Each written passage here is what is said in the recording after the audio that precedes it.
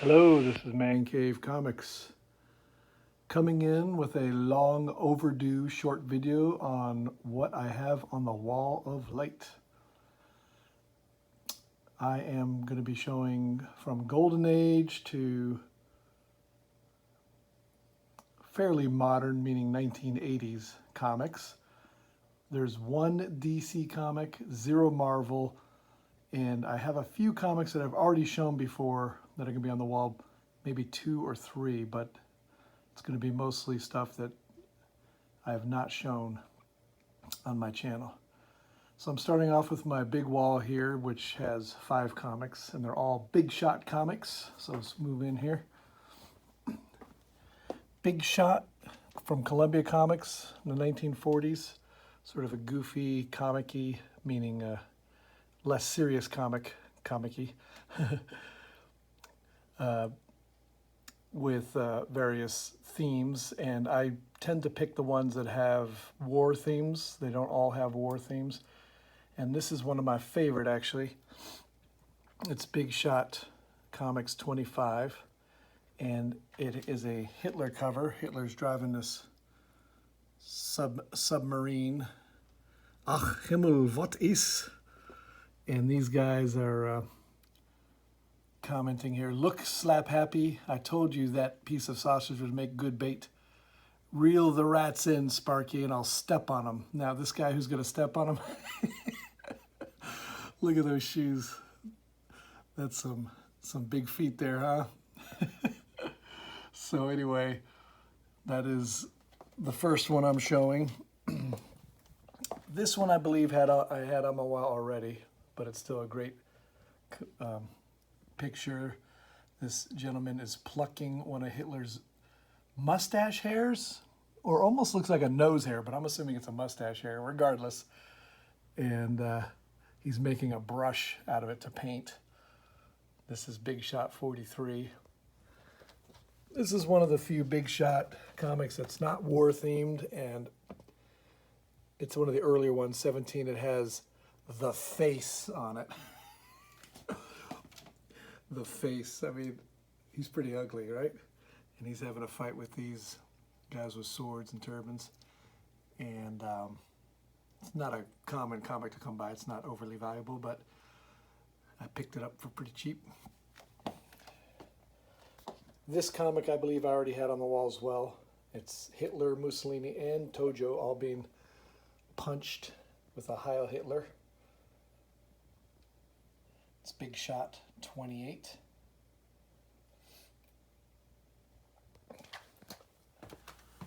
Bigshot 24. I've not shown on my channel. It's another war cover, and that's Tojo being swatted with a baseball bat. And Uncle Sam, as the umpire, says, "Looks like a homer, Joe." And he says, "It's only a foul ball, Uncle Sam." So, all right, so changing gears as much as you can without going to a whole different era. Gonna have some Little Lulus that I decided to just stick up here. This is Little Lulu number 2. I enjoyed Little Lulu as a kid. It was my mother's favorite comic as a kid, so this is one of these legacy things. If my mother wasn't in Little Lulu, I doubt I'd have any. And I know the Golden guys like to make fun of Little Lulu, but she's pretty sassy and has some pretty clever, funny stuff. That's her buddy Tubby, and she has capacity of 30 pounds. Driving on by, a little fat shaming there. Back in the 40s, they hold no punches, though, as you know. So that's number 2.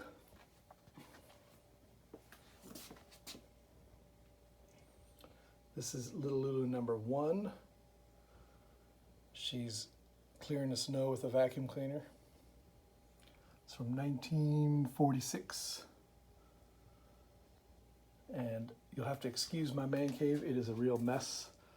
I've been unpacking stuff and rebagging, putting out some AOKs. It's been a little messy. This is 4-color 115. Now 4-color had most of the early Little Lulu comics, and her first appearance, I believe, was 72 or 74, 4-color. I don't have the first appearance, but the earlier appearances are on 4-color comics. This is 115. She's watering her floral hat. And this is from 1946, one of the later 4-color Lulus before she got her own title, which I already showed you. This is 4-color 97. Again, 1946. Going back, you can see the mess that is my cave. Not as nice as it usually is, but I'm not really entertaining many people recently, so what can you do? Changing gears a little bit, still sort of on the comedy theme. Don't have a lot of, I have a number of Mad books, but this is the only graded one I have. And I'm a big fan of this one because I love Picasso. This is a cover swipe of Picasso's Girl in the Mirror, which is a famous Cubist painting. And it is at the Museum of Modern Art if you want to go see the original or just get online. And I don't think that's what Picasso, that's the edition there. That's what Picasso had. This, well, Mad Magazine's creative team. Special art issue. So, gotta love it. All right, really changing gears. We're going into the 1980s here, which is about as late as I go. I'm going to a science fiction theme. I got me Alien Worlds #1 here. Love the cover art. Joe Chiodo's cover, and the alien there. The bleak-looking Mars, red atmosphere. And it's a great book. These are great stories too. You can get them cheap. And love this comic from PC, Pacific Comics. Here's Alien Worlds #2. And the covers are often reminiscent of Planet Comics, always having a beautiful woman in a sci-fi theme. It's not exactly analogous, but they're similar, I should say. I know Bubs is a big fan of this comic line, as am I. Alien Worlds #4.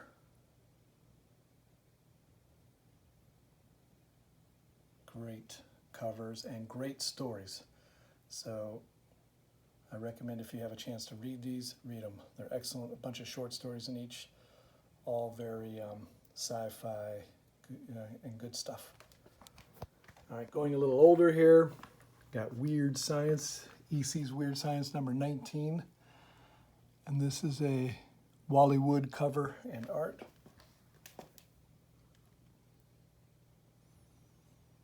Sort of either a zombie or a dead kind of outside. Love the EC sci-fi comics. I actually like the EC sci-fi comics more than the horror. I like the horror, don't get me wrong, but the other pre-code horror is actually more to my liking, and I know that's going against the grain for what most people feel. But the Weird Science, Weird Fantasy, those are great. Stories are good too. You can get them in, there's some reprints of these. They're good. Another Wally Wood. This is I love dinosaurs. I'm not sure if this is really a dinosaur or not, since it might be on a different planet, but sure does look like one.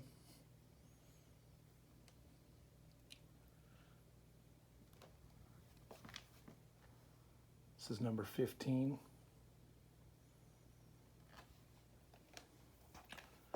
This is a cover, and the story is based off of a Ray Bradbury story, as it says very loudly here. More dinosaurs, sauropods. This is Weird Fantasy, #17. Sorry about it. I'm not going to apologize for glare, but it is there.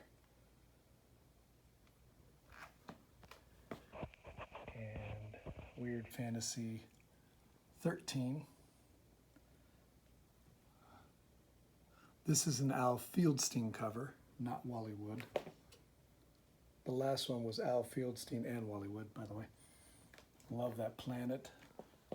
The rocket in the foreground. Just so 1950s sci-fi. I mean, this is a great cover to me. Now this one I've shown on someone else's channel, but this was a wonderful AOK from my boy Unruly Simeon.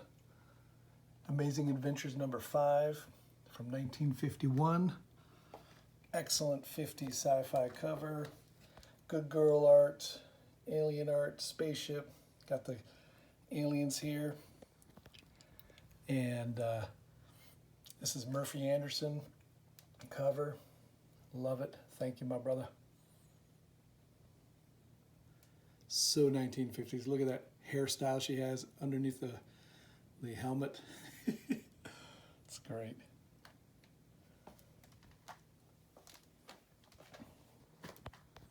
Going to the 1970s here. This is Doomsday +1. One of John Byrne's first works. And it's his art and cover. And of course, this is very reminiscent of Planet of the Apes, Commandy, and it's just a great cover. You got the American flag, you got the guys in a floating spaceship after it's come down to Earth, Statue of Liberty, under half is submerged. Great cover. Got the interballistic missile. Love it. I can't remember how many were in this series. I had them as a kid and found them quite entertaining. Charlton Comics. Here's #2. Robot. And, you know, this screams John Byrne art here, too. It's one of his earlier works. Signature here. This time we have a nuclear bomb. I've shown some people my nuclear bomb comic collection in other channels, and at some point I'll have that on my wall and do a video on it. This is one of my favorite from Doomsday +1. It's #3. John Byrne still, a giant robot, and here's the woman in a cup. One human female, planet Earth, extinct. He has a big old robot microscope thing here. And it's just, to me, this is a great cover. Beautiful. 1970s sci-fi. Sorry, I keep putting my finger in front of the camera lens. Amateur. Lord of the Rings. Doomsday +1 #5. I am missing #4. And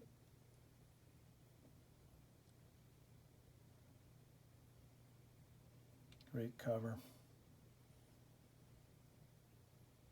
And this is the last Doomsday +1.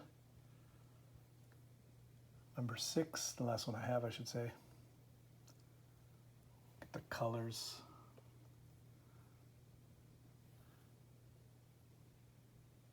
John Byrne, early work. Love it. I said there was one DC comic, and this is it. This is actually a Bernie Wrightson cover. Kong the Untamed. #1. Great orange color covered. Okay, it's red. But anyway. Classic dark.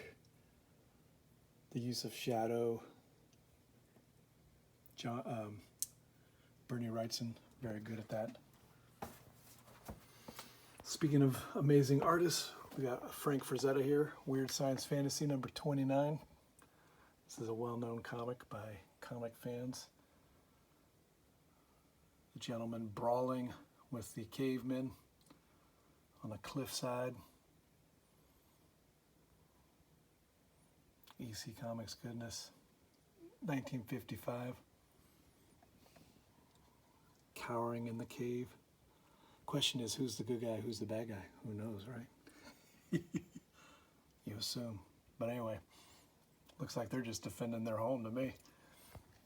But I haven't read the story, I'll admit. What I am reading though, Miracle Man. I'm on number 4 here.